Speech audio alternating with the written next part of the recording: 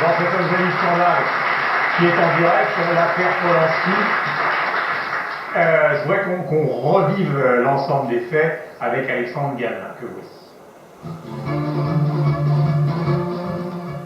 Tout le monde s'accorde pour le dire, l'affaire Polanski est un scandale. Reste à savoir ce qui est vraiment scandaleux. Les conditions de son arrestation, les faits de détournement de mineurs qui lui sont reprochés, ou l'empressement d'une partie de l'élite culturelle et politique à le défendre. Samedi soir, Roman Polanski est arrêté à l'aéroport de Zurich alors qu'il s'apprêtait à recevoir l'hommage du festival de cinéma de cette ville.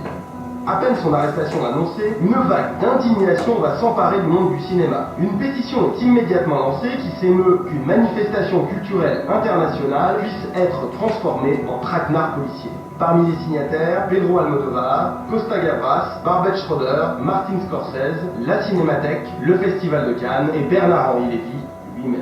Le scandale, il est dans le fait que cet homme de 76 ans, qui a vu se construire le ghetto de Cracovie, qui a souffert des violences et de la terreur stalinienne, qui a traversé les pires horreurs du siècle et qui en a fait des films extraordinaires, il se retrouve aujourd'hui à 76 ans à dormir en prison dans une démocratie. Rapidement, les politiques suivent et parmi eux deux ministres, Bernard Kouchner et Frédéric Mitterrand, le ministre de la Culture. Roman Polanski est un homme merveilleux. Et de le voir ainsi jeté en pâture pour une histoire qui n'a pas vraiment de sens, et de le voir ainsi pris au piège, c'est absolument épouvantable. Très bien, monsieur le ministre, mais de quelle affaire s'agit-il? Le 10 mars 1977, Roman Polanski réalise une séance photo pour le magazine Vogue à Los Angeles, dans la villa de son ami Jack Nicholson.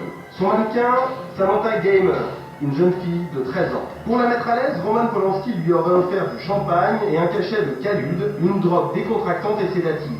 C'est à la suite de la séance photo qu'il l'aurait contrainte à avoir avec lui des relations sexuelles. Et que disent les défenseurs de Polanski? La Suisse abrite des criminels autrement plus sérieux que Roman Polanski et bien maintenant arrêter Roman Polanski qui a commis peut-être cette erreur de jeunesse il y a 30 ans. Non. Devant la gravité des faits qui lui sont reprochés, difficile de comprendre l'enthousiasme de certains à défendre Polanski. Sauf qu'en fait, les choses ne sont pas si simples. D'abord, Polanski n'a jamais été condamné pour viol, mais rapport sexuel illégal avec une mineure. En 1977, un accord avait été trouvé entre la famille de la victime, l'avocat de l'accusation et Polanski pour requalifier les accusations dont il était l'objet. Polanski décide alors de plaider coupable. Il sera condamné à 3 mois de prison et sera incarcéré dans l'hôpital prison de Chino où il sera libéré au bout de 47 jours. Les expertises médicales menées alors montreront qu'il n'est ni pervers ni pédophile. Problème, le juge chargé de l'affaire aime les médias et tient une affaire qui va faire de lui une star. À sa sortie de prison, il laisse entendre à Polanski qu'il pourrait décider de le réincarcérer. Roman Polanski décide alors de fuir le territoire. Aujourd'hui, la justice américaine a reconnu des irrégularités de procédure remontant à 1977, mais elle refuse d'abandonner les poursuites contre Polanski tant que ce dernier ne se présentera pas devant ses juges. I had a hard time to persuade myself that it was wrong. Because I don't think anybody was hurt. You don't? At that time, I said. Later on, I realized, Par ailleurs, la victime elle-même a renoncé à poursuivre Polanski. En 1994, un accord avait été trouvé entre eux contre le versement de 225 000 $. Cette dernière a même pardonné publiquement Polanski en mars 2003, avant que le cinéaste ne refuse de se rendre sur le territoire américain pour recevoir un Oscar.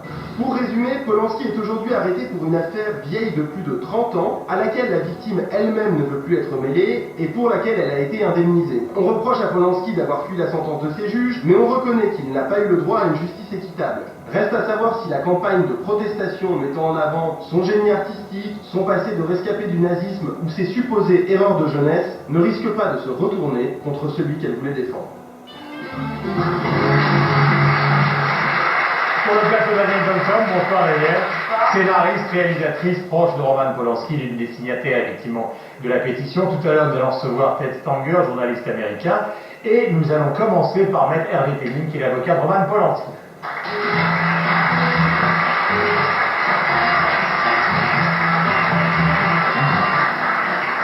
Maître Pelling, bonsoir, merci de venir sur le plateau de l'Objet Scandale en direct. D'abord, vous êtes un des rares à avoir eu des nouvelles directes de Roman Polanski, puisque vous l'avez vu avec son épouse, Emmanuelle Seigné. Donc comment vit-il cette situation? Pas très bien. Il a été très choqué par son arrestation. C'est un homme, je crois que là n'est pas l'essentiel pour sa défense, mais dont tout le monde sait qu'il a survécu à des épreuves d'une dureté extrême. Donc il est combatif, mais il a été très très choqué par cette arrestation. Il est en prison à Zurich, là. Il est détenu dans les environs de Zurich, dans un endroit tenu secret. Ses conditions de détention ne sont pas mauvaises, là n'est pas le problème. Il est dans un état moral qui n'est pas inquiétant dans la mesure où il est vraiment prêt à se battre. Mais évidemment, il est très marqué et Est-ce qu'il s'y attendait? Quand il est parti pour ce festival à Zurich, justement, qui était un festival où on lui rendait hommage, est-ce qu'il avait le sentiment qu'il pouvait lui arriver quelque chose, lui qui a une maison en Suisse et qui vit là depuis des années? Écoutez, le problème, c'est que beaucoup confondent des commentaires avec des arguments. Ce n'est pas un argument de défense que je vais dire en répondant à votre question, mais c'est quand même une remarque tout à fait extravagante. Non seulement il ne s'y attendait pas, mais il ne pouvait pas s'y attendre. La Suisse est pour Roman Polanski une sorte de terre d'accueil depuis très longtemps, depuis plus de 30 ans. C'est un pays dans lequel il séjourne régulièrement depuis 35 ans. Il y va pour toutes les vacances scolaires et c'est le pays où il a acheté à son nom et à celui de son épouse un chalet à la montagne Axstadt il y a 2 ans. Il vient d'y passer 3 mois, au vu et au su de tout le monde. Il ne s'est jamais caché de personne durant les 30 années où il est allé en Suisse. Bon, voilà. Alors je constate ce qui s'est passé.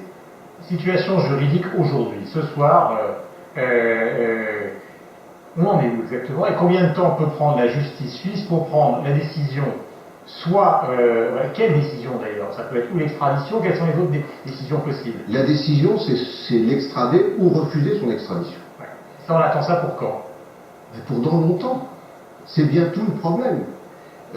On nous dit, et c'est vrai, que les États-Unis ont 40 jours, 40 à 60 jours, pour communiquer leur demande d'extradition avec les pièces qui sont censées soutenir cette demande d'extradition. Mais ça, ce n'est pas le délai au bout duquel la décision sera prise. Ce délai, il est long. Ce sont des mois qui vont se dérouler avant qu'une décision soit prise, quel qu'en soit le sens. C'est pourquoi je vous dis, Guillaume, on ne demande absolument pas le moindre traitement de faveur pour Roman Polanski. Vous avez entendu. Mais bien sûr, et c'est quand même l'ironie. Les artistes sont solidaires d'une manière anormale, des associations qui se plaignent, le fait que les stars et un Je le comprends bien, mais d'abord je peux vous dire une chose. Nous n'avons rien suscité, j'allais dire au contraire. Chaque fois qu'on nous demande notre avis, je dis nous parce que je ne suis pas le seul avocat de Roman Polanski, nous freinons toutes les actions de ce type. Et Roman Polanski est un homme modeste au point que quand on lui a dit les soutiens dont il bénéficiait, il en a été stupéfait. C'est pas ça la question. La question, Guillaume, c'est qu'en attendant, c'est pas parce que Bernard-Henri Lévy, que je ne connais pas, dit quelque chose qu'il a tort. C'est trop facile de singer les gens, on tombe dans une espèce de démagogie qui est insupportable. C'est vrai que moi, j'ai une priorité, et malheureusement bien peu de pouvoir. Quand je dis bien peu de pouvoir, c'est même un euphémisme. J'ai une demande, en respectant l'indépendance des juges suisses, c'est qu'ils sortent de prison. Moi, j'ai une dernière question à vous poser. Après, nous recevrons Ted Stanger et on parlera justement de la pétition et Benel Thompson. La question est la suivante. Qu'est-ce que veulent les Américains? Ils veulent refaire le procès parce qu'il a fui. Ils veulent le revoir d'une certaine manière pour éventuellement le relibérer puisque la jeune femme a dit qu'elle retirait sa plainte.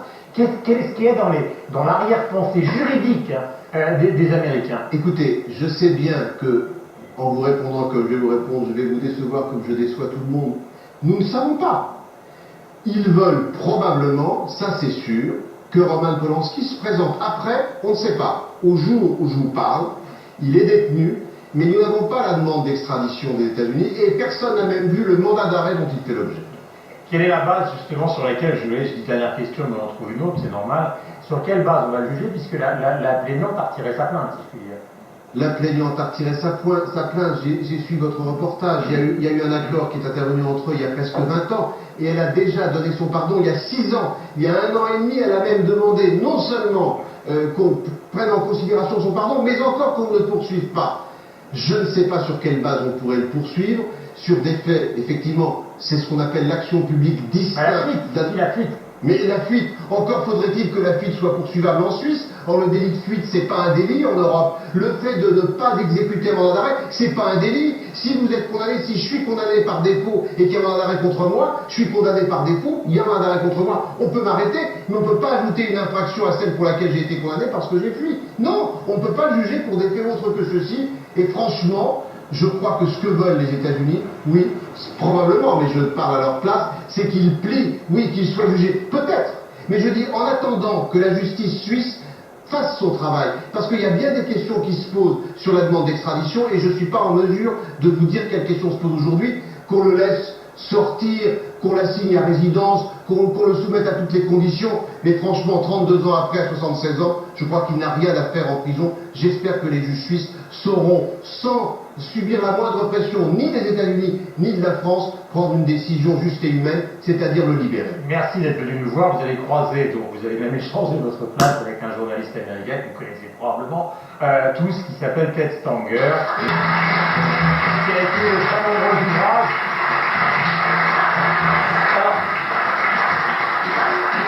Ted, merci d'être là. Je vais donner la parole à Daniel Thompson. Daniel, vous êtes une amie de Roman Polanski, vous êtes réalisatrice. Comme lui, vous faites le même métier, vous avez signé en toute conscience cette pétition. Vous savez qu'elle provoque un certain nombre de remous, y compris les mots prononcés par le ministre de la Culture, parce que vous avez l'impression d'une sorte de solidarité, non pas artificielle, mais un peu une solidarité des riches face à la justice. C'est ce qu'on a entendu. Vous vivez comment l'acte militant que vous faites pour Roman Polanski?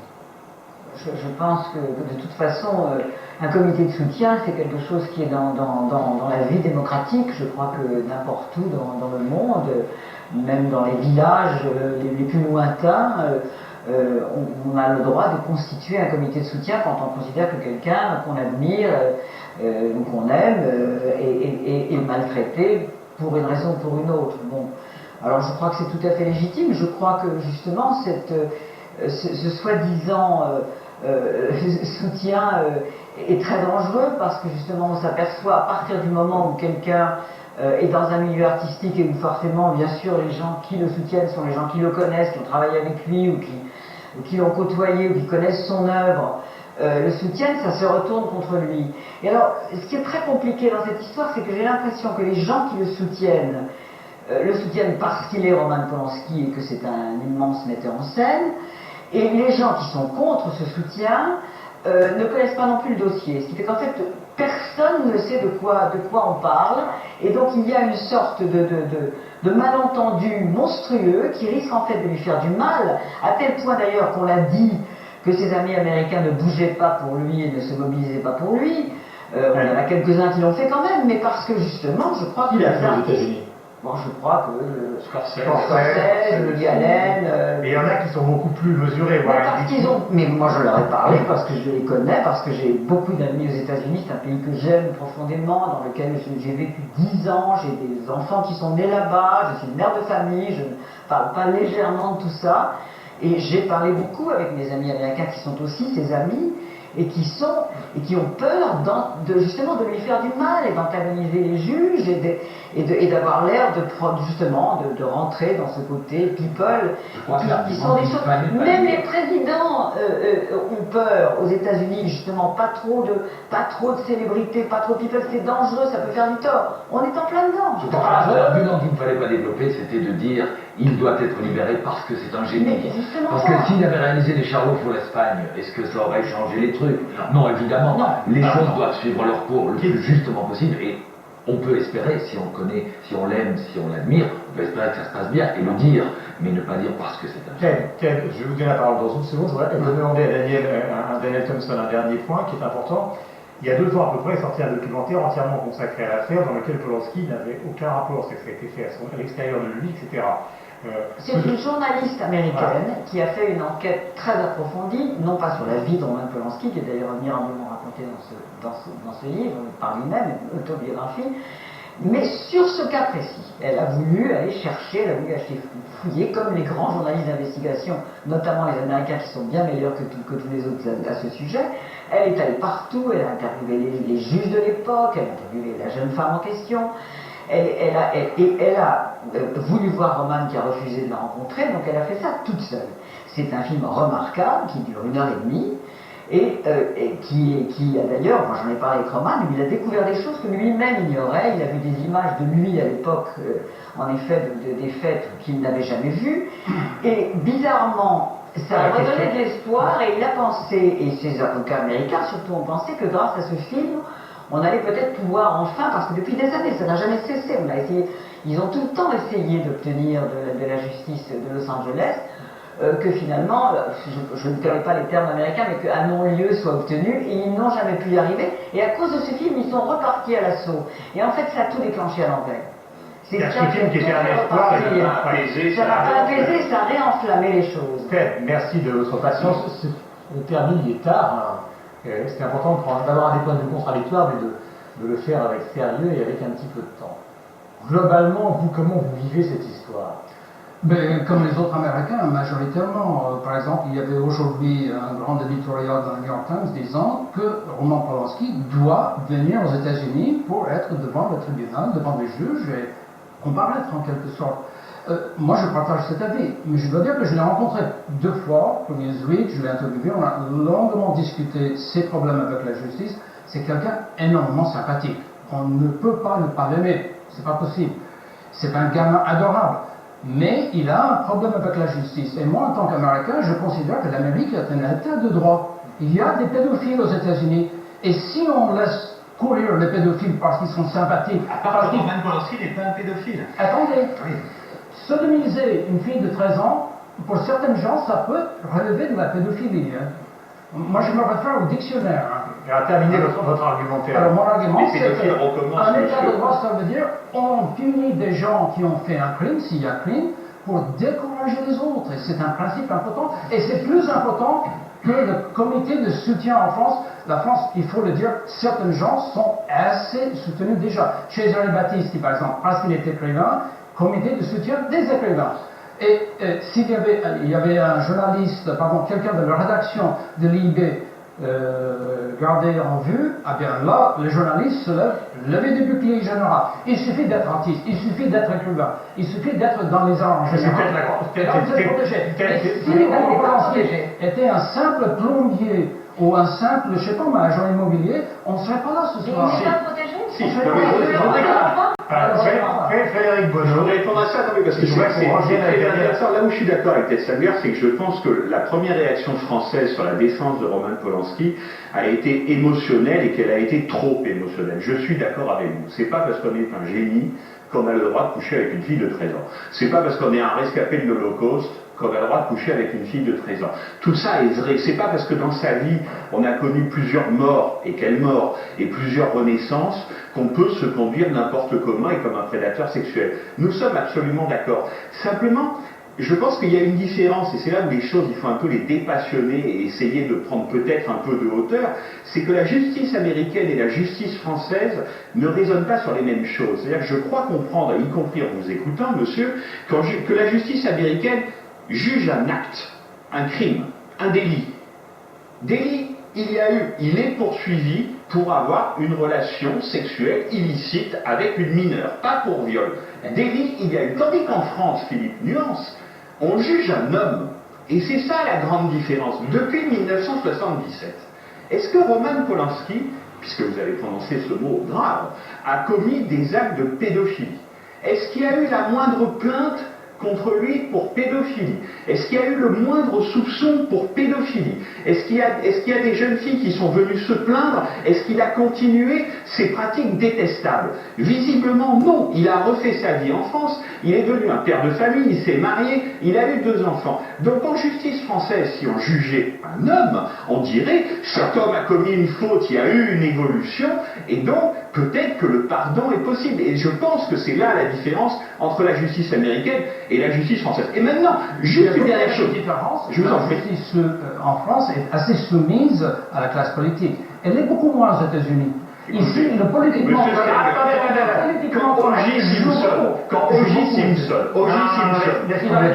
est acquitté pour le meurtre de sa femme, mais qu'au civil on dit qu'il est coupable, c'est-à-dire qu'aux États-Unis on peut être On peut être innocent au pénal et coupable au civil. Le président américain est intervenu en faveur d'O.J. Simpson. Les Américains étaient choqués par ce... Je voudrais dire aussi, par exemple, et vraiment, moi j'ai vécu quelques jours aux États-Unis il n'y a pas longtemps, c'était pendant l'enterrement du sénateur Kennedy, que j'admire beaucoup et qui est devenu un grand homme politique. Bon, cet homme, il a eu un épisode atroce dans sa vie. Il a fait Chapwick, exactement, sa secrétaire avec laquelle il avait manifestement une liaison. C'était encore plus atroce pour elle. C'était encore plus atroce pour elle. Elle est morte, il a laissé tomber. Bon, cet homme, il a échappé à la justice. Cette histoire abominable l'a poursuivi toute sa vie et l'a probablement empêché de devenir président des États-Unis. Enfin, il n'a pas fait un jour de prison. Donc, je veux dire, les États-Unis ont une justice qui est aussi parfois différente pour certains que pour d'autres. On ne peut pas dire le contraire. Si tout à coup, il y a 76 ans, on était allé le chercher en disant attention, vous avez fait ça finalement, on met tout en cause maintenant, malgré le fait que vous êtes devenu un personnage extraordinaire qui est un des plus grands sénateurs des États-Unis, ça aurait horrifié toute la classe politique américaine aussi. Il y aurait eu un comité de soutien, on aurait trouvé ça. Il ne suffit pas de dire que quelqu'un s'est échappé à la justice, donc tout le monde doit échapper à la justice. Ça ne tient pas debout. Je voudrais apporter un élément. Parce que si tu veux, personne n'en a parlé. Sur la mémoire de Roman Polanski. Alors ça s'appelle, c'est un jeu de mots, roman par Polanski, c'est un livre de 1985, c'est une autobiographie de cinéaste, remarquable. J'en ai lu beaucoup, j'en ai peu lu de ce niveau.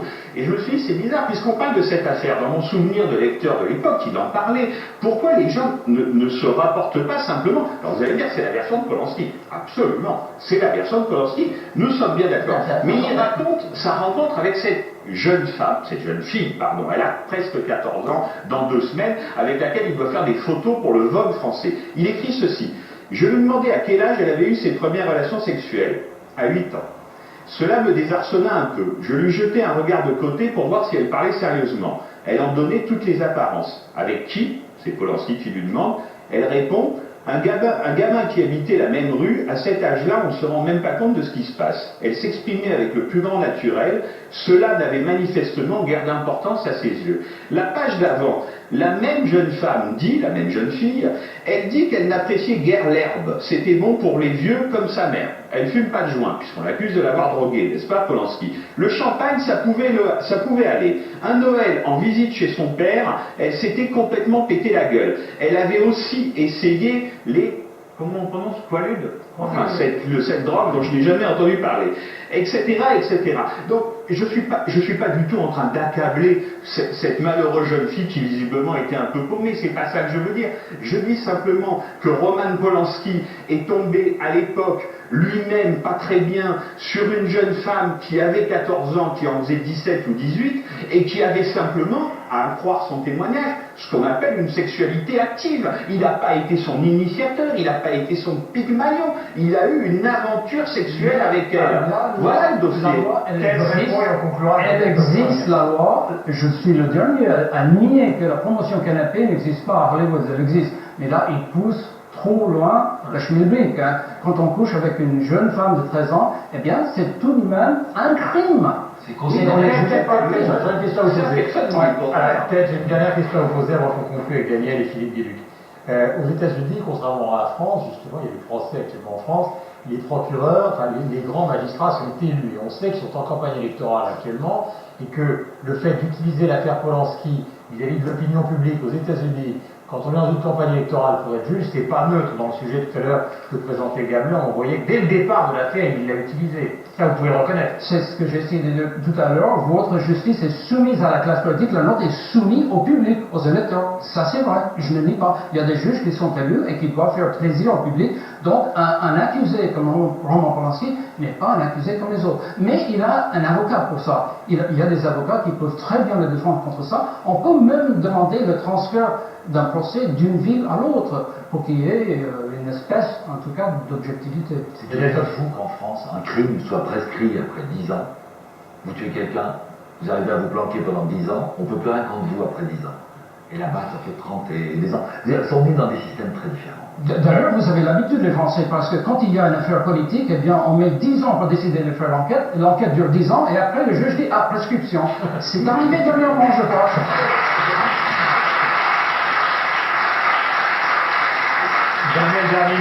Concernant Daniel Thompson, dernier mot concernant sa famille, effectivement. Bien sûr, sa famille, bien sûr, dont je suis proche, et avec des enfants, un petit garçon de 11 ans, une fille de 16 ans, qui sont littéralement désespérés et détruits par cette histoire qui est surgit, pourquoi 32 ans plus tard, effectivement, si ce n'est parce que c'est peut-être l'intérêt d'un juge qui a intérêt à faire plaisir à ses électeurs, qui sont bien sûr bien pensants et qui jugent comme ça, sans connaître le dossier, le viol, bien sûr. Alors, ce que je voudrais dire pour conclure, c'est que la vie de Roman, qui est d'ailleurs effectivement dans ce roman, ça a toujours été une suite de cauchemars et de miracles. Parce que finalement, ce petit garçon polonais, avec tout ce qu'il a subi en effet pendant la guerre, puis ensuite avec cette atrocité qui s'est produite dans sa vie avec l'assassinat de Sharon Tate, en même temps s'est révélé être quelqu'un d'un immense talent, qui est devenu un grand metteur en scène, et puis qui a eu la chance de refaire sa vie, de rencontrer une femme merveilleuse et d'avoir 2 enfants. Et puis, ce cauchemar, il est toujours en dessous quelque part, et là, il est en train de ressurgir. Et ça, je trouve ça absolument bouleversant, et j'espère de tout mon cœur que peut-être encore un miracle va arriver. Merci Daniel. Je voudrais terminer avec Luc Guédé, puisque nous sommes en direct, en remerciant tous les téléspectateurs de la 2 qui nous ont accompagnés ce soir. Le livre s'appelle